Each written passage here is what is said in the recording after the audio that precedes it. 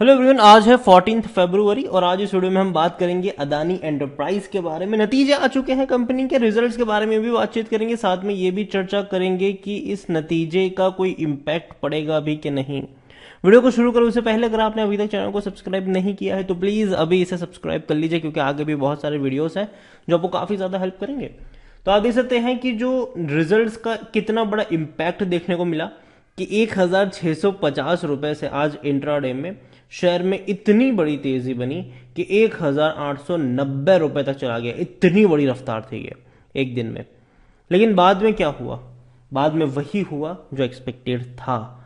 1890 से वापस धीरे धीरे करके ये 1745 तक चला गया, क्लोज हुआ, काफी नीचे क्लोज हुआ। ठीक है, लेकिन फिर भी देखा जाए तो आज इसके लो और हाईस को अगर हम कंपेयर करते हैं तो 17-18% का हमें जंप देखने को मिला है। अगर आप देखो 1611 रुपए तक का लो था, लगातार उसी रेंज में था, और जैसे ही नतीजा है बहुत हाई प्रॉफिट जैसे ही रिपोर्ट होता हुआ देखा, एक बड़ी रफ्तार आई। बाद में टूट गया ये। टूटने की वजह क्या थी? टूटने की वजह है कि अभी ये जो अदानी का खेल है ना, ये क्वार्टरली रिजल्ट से ऊपर उठ चुका है। अगर हम क्वार्टरली रिजल्ट्स की ही बात करें तो अदानी विल्मर ने भी अच्छा रिजल्ट्स रिपोर्ट किया था। 250 करोड़ का प्रॉफिट इनका था, जो इससे पहले 50 करोड़ से भी कम था इससे पहले के क्वार्टर में। तो काफी बड़ा प्रॉफिट है, लेकिन हम देख रहे हैं कि उसके बाद 2-3 दिन तक तेजी देखने को मिली अदानी विल्मर में 5-5% की। लेकिन उसके बाद क्या हुआ? हर रोज ये गिरता जा रहा है। 5-5% की गिरावट हमें देखने को मिल रही है। आप देखिए यहाँ पर जब रिजल्ट्स आए थे, अदानी विल्मर का शेयर 3 दिन तक 5% की तेजी दिखाता नजर आ गया, लेकिन बाद में वापस ये टूट रहा है अभी। सेम चीज अंबुजा सीमेंट के साथ भी हुई थी। अंबुजा सीमेंट के भी जब रिजल्ट्स आए थे तो 434 करोड़ का प्रॉफिट कमाया, जो इससे पहले 100 करोड़ से भी कम था क्वार्टरली सितंबर में अगर हम बात करें तो बहुत बड़ी रफ्तार थी यहां पर। लेकिन हुआ क्या उसके बाद कि नतीजे के बाद कुछ दिनों की तेजी, बाद में वही गिरावट देखने को मिली। तो अभी ये जो खेल है ना अदानी में, ये नतीजे से ऊपर उठ चुका है। अब देखो, इनको बचाने के लिए कुछ चीजों का होना जरूरी है, और सबसे पहली जो इवेंट कल होने वाली है, निर्मला सीतारमण जो हमारे फाइनेंस मिनिस्टर है, उनके साथ सेबी की कल मीटिंग होने वाली है। सेबी से एक कुछ अच्छे संकेत मिलना जरूरी है। अगर सेबी की कोई कमेंट्री आती है, पॉजिटिव कमेंट्री आती है अदानी को लेकर, तो ये उनको हेल्प करेगी आने वाले दौर में। कोई अच्छा खासा पैसा कोई लगाने को तैयार होता है, वो हेल्प करेगा इनको आने वाले दौर में। कोई कोई बड़ा फंड हाउस को यहाँ पर पैसा लगाने के लिए तैयार हो जाए, तो ये बड़ी चीज है यहाँ पर।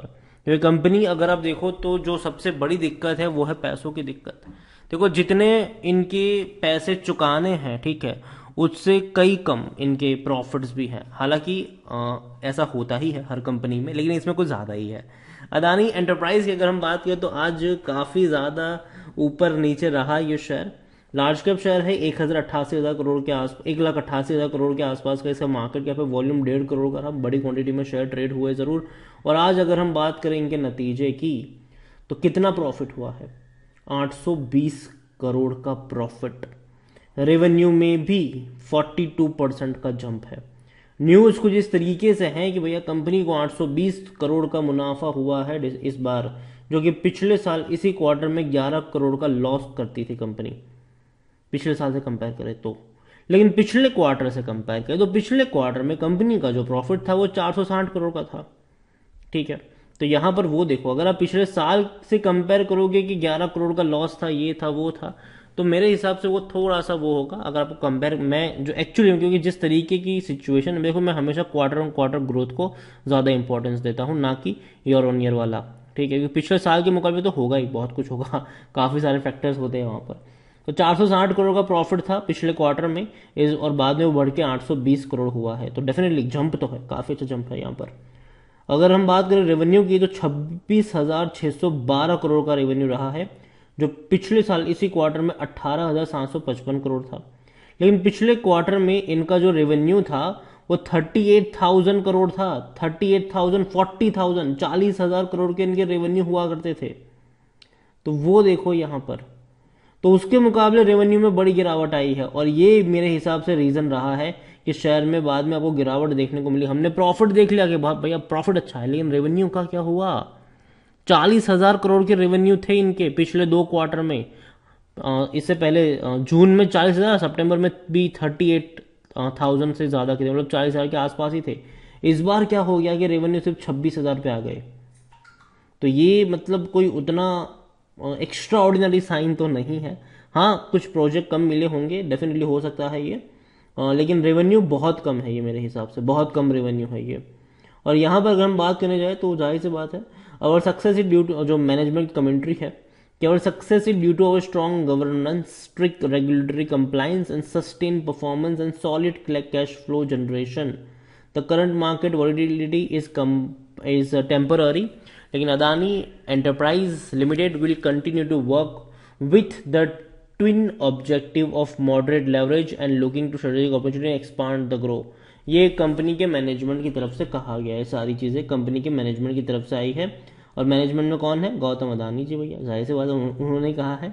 और fundamental strength lies in mega scale infrastructure project execution capability, organisation development and exceptional OM management skill operation.